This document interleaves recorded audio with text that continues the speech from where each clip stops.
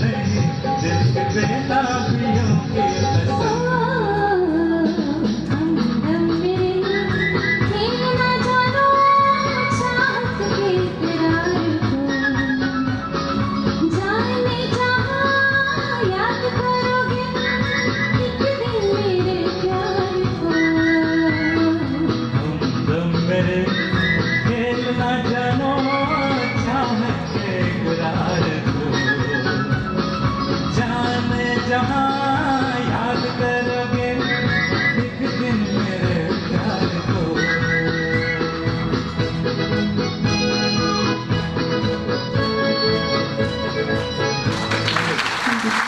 दुसरं गाणं अत्यंत गाजलेलं होतं, नय्यर साहेबांच्या संगीतामध्ये सजलेलं होतं आणि अर्थातच मजरू सुलतानपुरी साहेबांचे समर्पक असे शब्द होते. आणि हे गाणं जेव्हा सुरू होतं तेव्हा आजचे आपले प्रमुख पाहुणे, विशेष अतिथी यांचं आगमन झालेलं आहे. नौशाद साहेबांचे सुपुत्र राजू नौशाद साहेब आणि मजरू सुलतानपुरी यांची कन्या सबा सुलतानपुरीजी, या दोघांचंही इथे आगमन झालेलं आहे. आणि ते विशेष अतिथी आज आपल्याला इथे या कार्यक्रमामध्ये लाभलेले आहेत. हे आपलं परमभाग्य आहे, आपलं सौभाग्य आहे. मी पुन्हा एकदा दोन्ही पाहुण्यांचं मनपूर्वक इथे स्वागत करतो. मित्रांनो, लक्ष्मीकांत प्यारेलाल या चित्रपट सृष्टीमध्ये आले होते ते एक वादक म्हणून, पण कुठेतरी त्यांच्या मनामध्ये एक स्वप्न कायम होतं की एक ना एक दिवस त्यांना संगीतकार बनायचं होतं. 1963 मध्ये त्यांचं हे स्वप्न पूर्ण होताना दिसलं. 1963 मधला पारसमणी हा चित्रपट जेव्हा रुपेरी पडद्यावर आला तेव्हा लक्ष्मीकांत प्यारेलाल यांनी संगीतकार म्हणून रुपेरी पडद्यावर पदार्पण केलं. पण यशाची पहिली चव जेव्हा त्यांनी चाखली ती 1964च्या राजश्री प्रोडक्शनच्या दोस्ती या चित्रपटापासून. मित्रांनो, मला असं म्हणावंसं वाटतं की एकच परिस्थिती सदा सर्व काळ राहत नाही, परिस्थितीनुसार ती बदलत असते. आणि मजरू साहेबांनी म्हटल्याप्रमाणे दुःख हो या सुख जब सदा संग रहे ना कोई फिर दुःख को अपनाइए कि जाए तो दुःख ना होई. दुःखामध्येही सुख शोधायला मजरू साहेबांनी आपल्याला शिकवलं. हा मंत्र त्यांनी आपल्याला दिलेला आहे आणि याच मंत्राचं पुनरुच्चारण करण्यासाठी मी पुन्हा एकदा गफार भाईंना विनंती करतो की त्यांनी मंचावर यावं. मेरे ज़्यादा करीब इसलिए है कि इसके जो शब्द है ना, मानो कि ज़िंदगी का पूरा एक अपने को सबक दे जाते हैं कि ज़िंदगी को पॉजिटिव तरीके से कैसे लिया है. इसमें एक लाइन आती है कि दुख तो अपना साथी है. एक बार दुख को अपना साथी कर लिया ना, ज़िंदगी में कोई भी गम आपको परेशान नहीं कर पाएगा. ये इस लिखावट की कमाल है, ये मजरू साहब की कमाल है. तो मजरू साहब के लिए मैं ज़ोरदार तालियां चाहूँगा. शुक्रिया.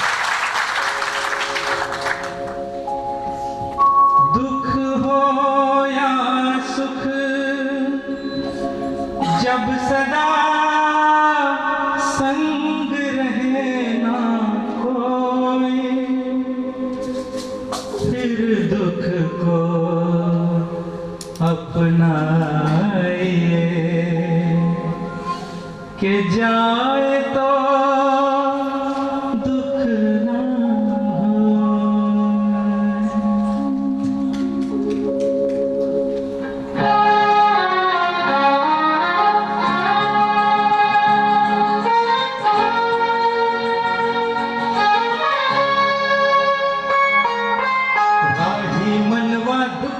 चिंता क्यों सताती है, दुख तो अपना साथी है.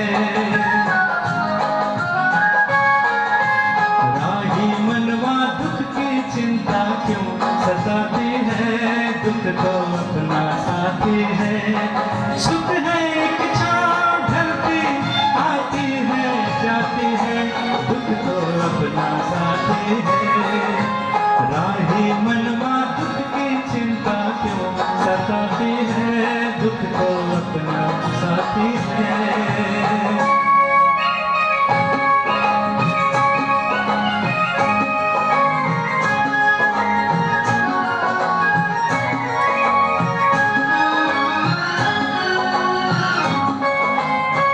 दूर है मंजिल दूर सही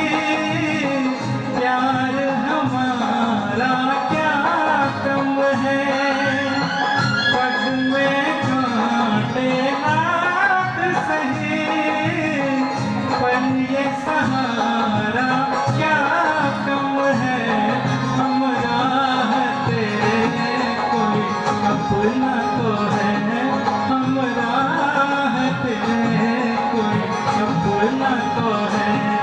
ओ सुख है एक छाँव ढलती आती है जाती है, दुख तो अपना साथी है। राही मनवा दुख की चिंता क्यों सताती है, दुख तो अपना साथी है।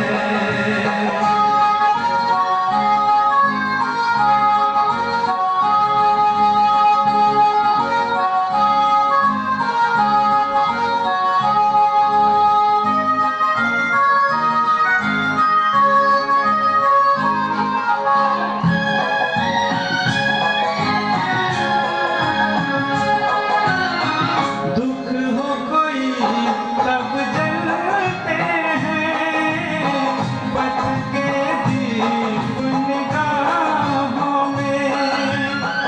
इतनी बड़ी इस दुनिया की लंबी अकेली राहों में, हम राह तेरे कोई अपना तो है, हम राह तेरे कोई अपना तो है।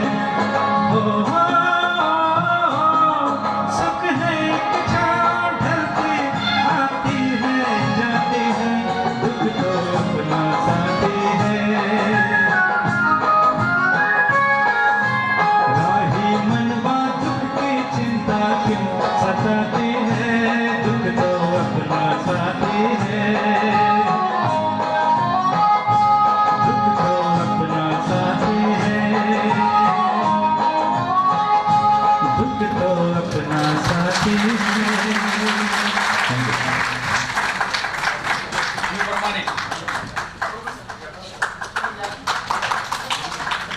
खूप खूप धन्यवाद आवटे सर, तुम्ही नेहमीच कलाकारांचं प्रोत्साहन वाढवत असता. आणि दोस्ती या चित्रपटाचं संगीतच असं काही होतं. मजरू साहेबांचे शब्द, रफी साहेबांचा आवाज आणि लक्ष्मीकांत प्यारेलाल यांचं संगीत, या संगीताचा एकत्रित परिणाम असा होता की त्या चित्रपटाची जी स्टार कास्ट होती ती फारशी मोठी नव्हती, पण नुसत्या संगीताच्या भरोशावर तो चित्रपट आजही आपल्या लक्षात आहे. आणि रसिकांनी त्या चित्रपटातल्या संगीताची जी दोस्ती केली ती मात्र कायमचीच. मला असं वाटतं मित्रांनो की पुणे हे विद्येचं माहेरघर असं आपण समजतो, त्याचप्रमाणे मुंबई हे हिंदी चित्रपटसृष्टीचं माहेरघर आहे असं मला म्हणावंसं वाटतं. आत्तापर्यंत मुंबई या शहरावर अनेक गाणी बनलेली आहेत, त्या पण आजही आपल्याला पटकन एखादं गाणं मुंबई शहराबद्दलचं आठवायचं असेल तर मग आपल्याला तो माउथ ऑर्गन वाजवत जाणारा जॉनी वॉकर तो आठवतो, जो येता जाता लोकांची पाकिटं हलकी करण्याचं सुद्धा काम करताना आपल्याला आढळतो. आणि मला असं वाटतं की या गाण्याचा परिचय बस इतकाच मला द्यायचा आहे, कारण हे गाणं ओळखण्यासाठी याच्या पलीकडे कुठल्याही CIDची आवश्यकता नाही आहे असं मला वाटतं. आणि मजरू साहेबांच्या काव्याची एक विशेषता या गाण्यामध्ये मला अशी जाणवते की 1897 ते 1904 या कालावधीमध्ये मुंबईमध्ये घोड्यांनी खेचली जाणारी ट्राम अस्तित्वात होती. त्यानंतर 1907 ते 1964 या कालावधीमध्ये इलेक्ट्रिकवर चालणारी ट्राम मुंबईमध्ये अस्तित्वात होती. आणि मजरू साहेबांनी ट्रामचा जो उल्लेख या गाण्यामध्ये केलेला आहे आणि आपल्या शायरीमधून, आपल्या काव्यामधून त्यांनी या ट्रामचं अस्तित्व कायमचं जिवंत ठेवलेलं आहे. मुंबईच्या भर गर्दीतून कोणालाही धक्का न लावता पुढे जाणाऱ्या ट्रामचं वर्णन करताना मजरू साहेबांची लेखणी मात्र मनाला स्पर्श करून जाते. प्रीतीजी आणि गफारजी आपल्या समोर आहेत, ऐकूया.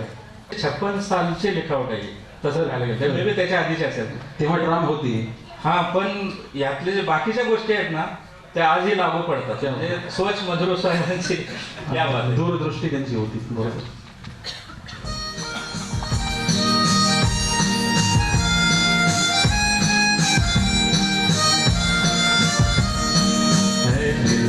मुश्किल जीना यहाँ, जरा हटके जरा बचके, यह बॉम्बे मेरी जान।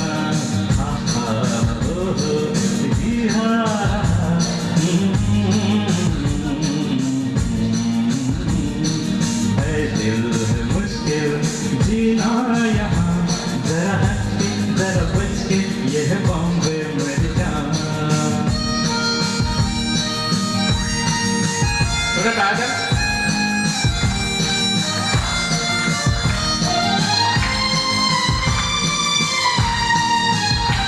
कहीं बिल्डिंग, कहीं मोटर, कहीं ट्रामे, कहीं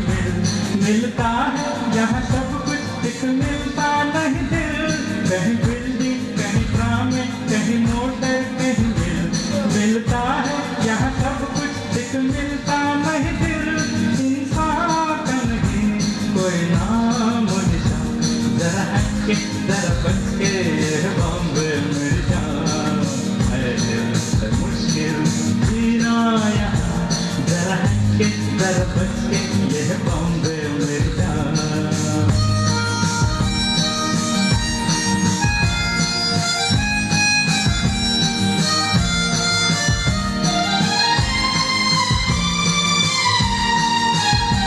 कहीं सट्टा कहीं पत्ता कहीं चोरी कहीं रेस, कहीं डाका कहीं फाका कहीं ठोकर कहीं तेज, कहीं सट्टा कहीं पत्ता कहीं चोरी कहीं रेस, कहीं डाका कहीं फाका कहीं ठोकर कहीं तेज, बेकारों के हैं कई काम यहाँ, जरा हट के जरा बच के ये बॉम्बे मेरी जान, है दिल है मुश्किल जीना यहाँ, जरा हट के जरा बच के यह बॉम्बे मेरी जान।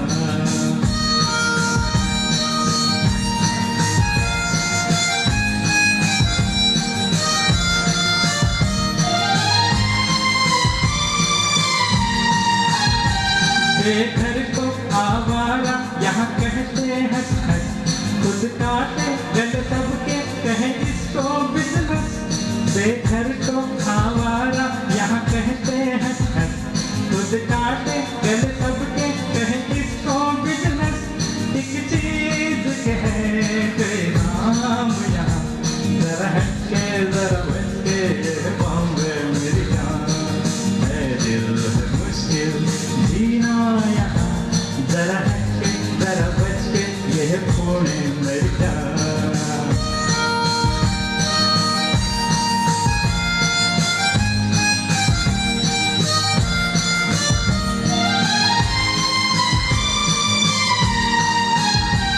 बुरा दुनिया वो ही कहता ऐसे भूलना तू न बन, जो है करता वो है भरता है यहाँ का ये चलन, बुरा दुनिया वो ही कहता ऐसे भूलना तू न बन, जो है करता वो है भरता है यहाँ का ये चलन, तदबीर नहीं चलने की यहाँ, ये है बॉम्बे ये है बॉम्बे ये है बॉम्बे मेरी जान।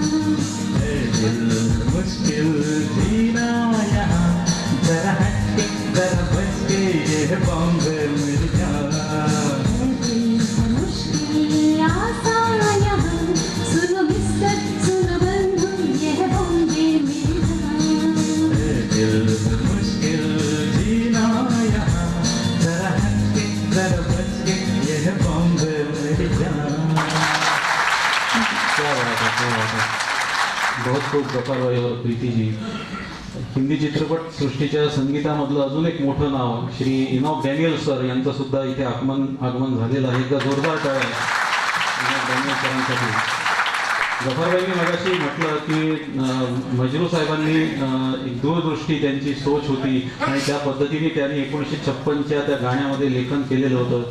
मजरू साहेबांनी लिहिल्यामध्ये त्यामध्ये ट्रामचं अस्तित्व मात्र आता मुंबईमधनं नाहीसं झालेलं आहे, पण त्यांनी जे वर्णन केलं होतं मुंबईचं त्या काळी ते आत्ता सुद्धा लागू पडतं. कारण मेहनत करणाऱ्याला मुंबईनी भरभरून दिलेलं आहे.